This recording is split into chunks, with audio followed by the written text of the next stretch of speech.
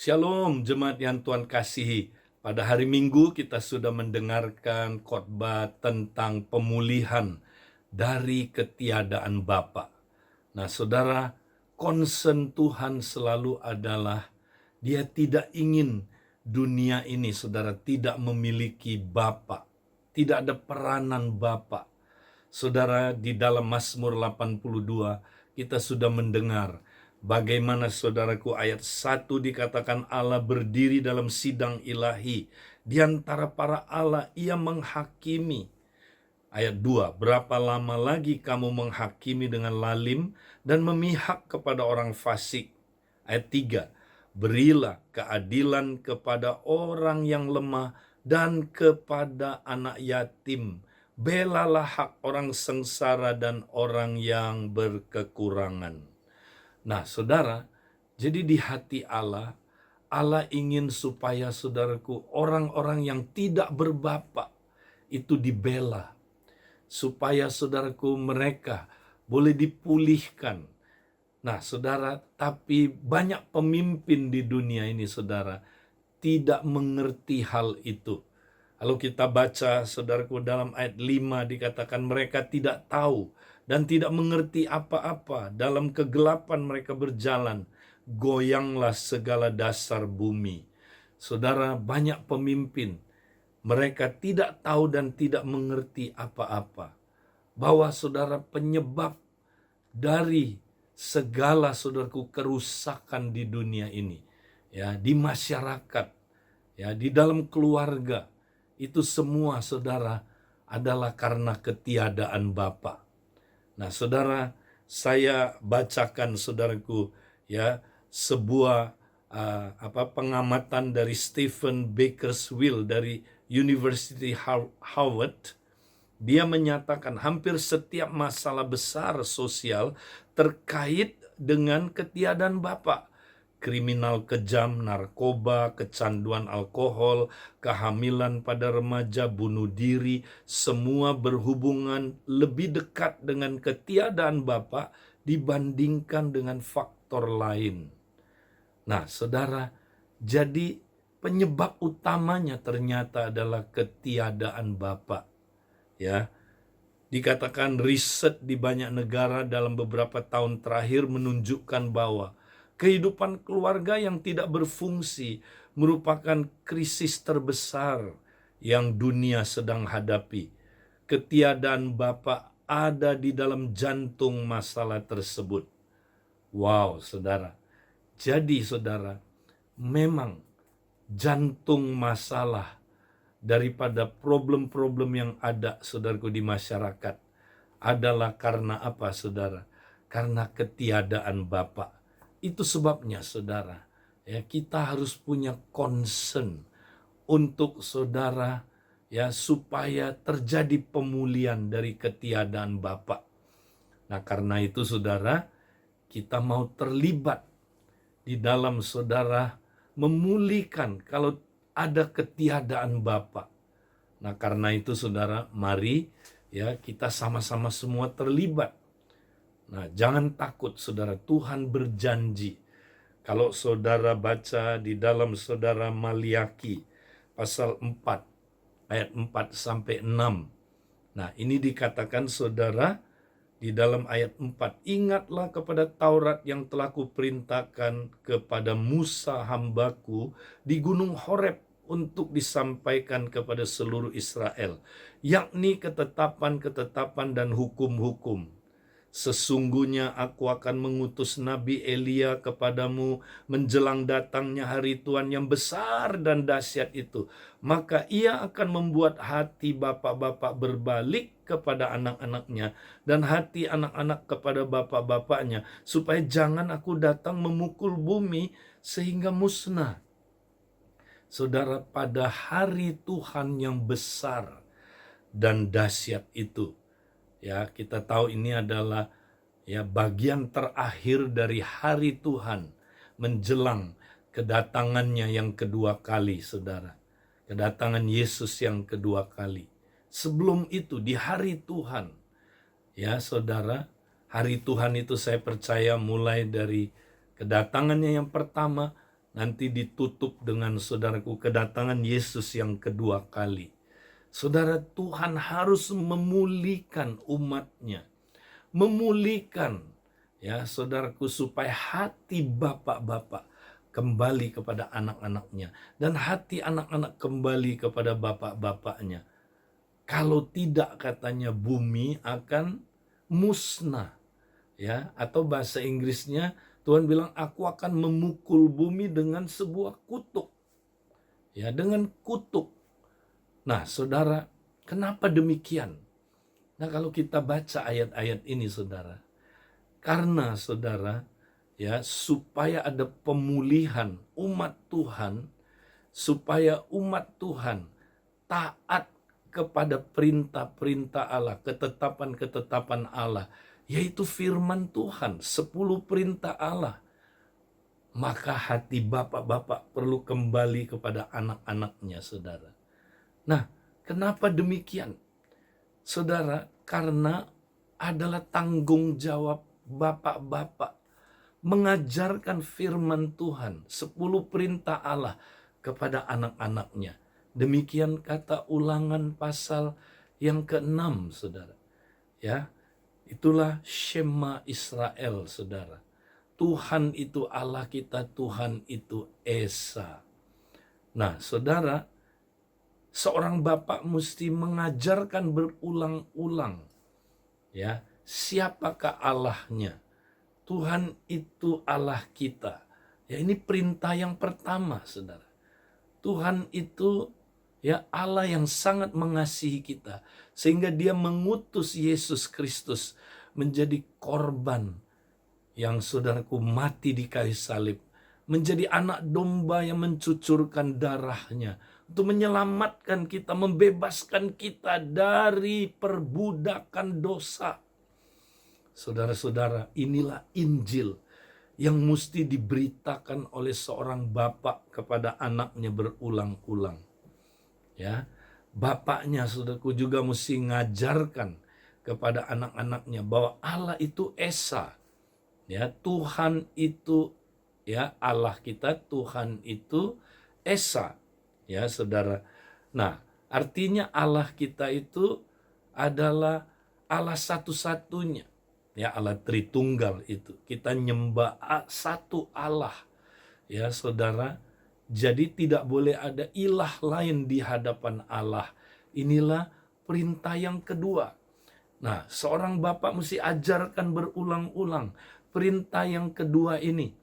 Ya, kalau bapak-bapak, ya, mengajarkan perintah ini, ya, berulang-ulang kepada anak-anaknya, saudara, ketika mereka bangun, ketika sedang berbaring, ketika dalam perjalanan, ya, maka barulah anak-anak ini boleh mengasihi Dia dengan segenap hati, dengan segenap jiwa, dengan segenap akal budi, dan dengan segenap kekuatannya.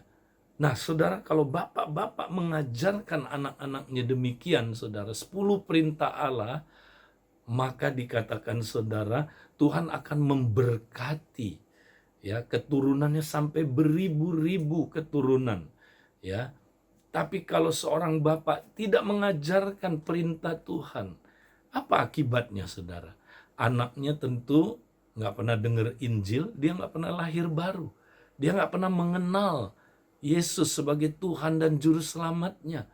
Nah, bukan hanya itu, saudara. Anak-anak kita, saudara, anak-anak yang tidak pernah dengar Injil itu, akhirnya, saudara, dia menyembah berhala. Nah, akibat penyembahan berhala apa, saudara? Maka dikatakan kesalahan bapak-bapak ditimpakan kepada anak-anaknya 3-4 keturunan. Nah, ini akibatnya, saudara. Akibatnya kutuk, ya, masuk ke dalam, saudaraku, keturunan yang ada di dunia ini. Kutuk masuk ke dalam keluarga-keluarga.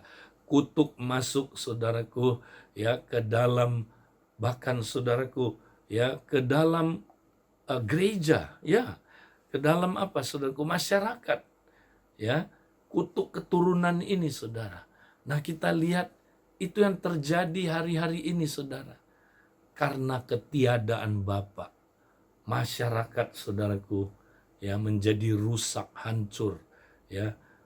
Anak-anak kita lihat terikat dengan narkoba, mabuk-mabukan, seks bebas, hidup di dalam saudaraku ya akhirnya homoseksual, lesbianisme dan sebagainya saudara. Saudara, itu sebabnya perlu ada pemulihan. Nah, saudara, Tuhan untuk memulihkan dia mengutus ya Nabi Elia katanya. Ya, ini adalah berbicara tentang roh dan kuasa Elia, ya saudara, yaitu saudaraku, saya percaya ini berbicara tentang kuasa Roh Kudus yang yang datang kepada kita pada zaman akhir ini untuk memulihkan kita dari ketiadaan Bapa. Pada zaman saudaraku, ya Elia, kita lihat saudaraku, musuh dari Elia adalah Isabel yang menipu umat Tuhan dari rajanya sampai rakyatnya saudara, menyembah berhala. Akhirnya saudaraku, bangsa Israel ya saudaraku hidup dalam kutuk itu.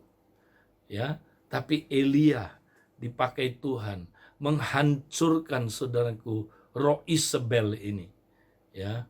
Kemudian pada zaman Yohanes Pembaptis, roh dan kuasa Elia ini datang lagi, ya, mengurapi saudaraku, ya, Yohanes Pembaptis supaya dia saudaraku menghancurkan ya kuasa kegelapan yang coba menghalangi umat Tuhan, ya, percaya bahwa Yesus adalah Mesias.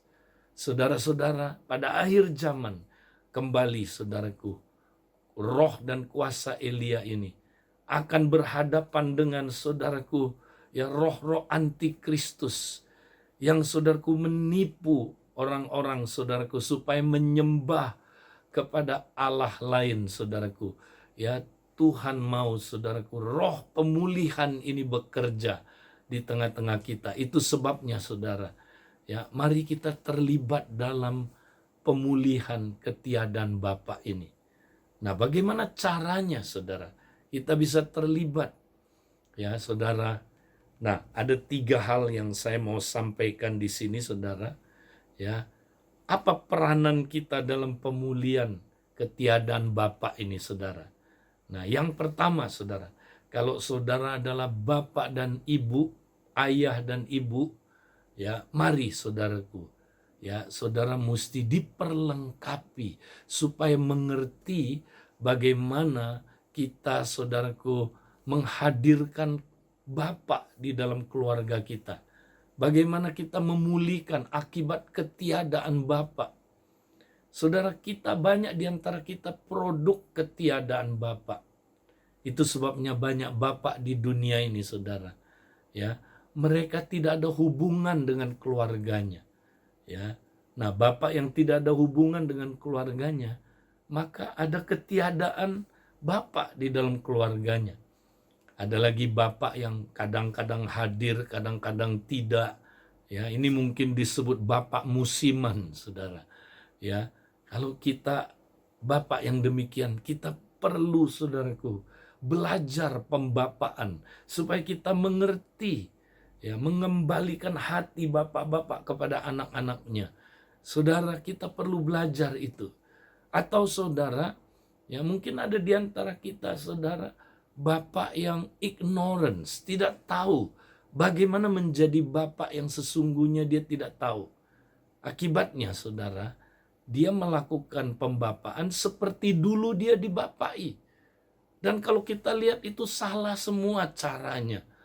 Akibatnya saudaraku, banyak sekali ketiadaan bapak di dalam keluarga-keluarga.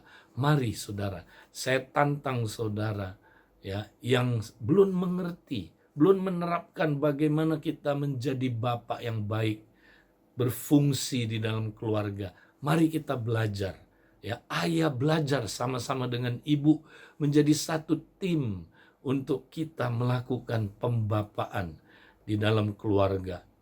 Nah, ini yang pertama, saudara. Yang kedua, guru-guru dan pemimpin-pemimpin, ya, perlu belajar, ya, diperlengkapi supaya menjadi pemimpin dan guru yang berhati Bapa, dapat melakukan pembapaan, saudaraku, ya, baik di sekolah maupun saudaraku di area di mana ya kita memimpin.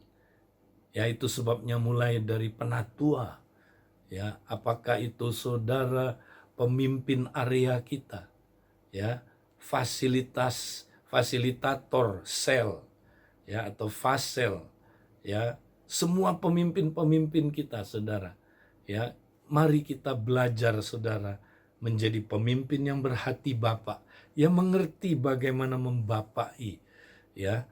Itu yang kedua yang kita dapat lakukan. Yang ketiga, saudaraku, ya, mari kita jadikan Kompak Komsel menjadi rumah pemulihan bagi ketiadaan Bapa. Ingat, saudaraku, ya, kita semua yang sudah mulai bertumbuh, saudaraku, lebih dewasa, ya, sudah, saudaraku, ya, kita belajar menjadi Bapa. Mari, saudara, di Kompak Komsel kita mau, saudaraku, berfungsi, berperan sebagai bapak rohani, saudaraku. Ya, kita tolong orang-orang yang tidak berbapak supaya dipulihkan. Ya, orang-orang yang tidak punya bapak, kita bapai, saudara, supaya mereka bertumbuh di dalam Tuhan. Ingat, saudaraku, ya, di dalam Yakobus 1 ayat 27 katakan, ibadah yang murni dan tak bercacat di hadapan Allah Bapa kita ialah mengunjungi yatim piatu dan janda-janda dalam kesusahan mereka. Ternyata, saudara, ibadah sejati, ibadah yang murni, yang pertama adalah apa, saudara? Ya, mengunjungi yatim piatu dan janda-janda. Siapa mereka? Yatim piatu tentu berkaitan dengan fatherless, orang yang tidak punya bapak. Janda-janda, orang yang tidak punya suami. Nah, kembali lagi kepada Bapak, saudara. Ya, jadi ini berbicara tentang apa, saudara? Fatherless. Jadi ibadah itu adalah kita melayani orang-orang yang tidak mempunyai Bapak.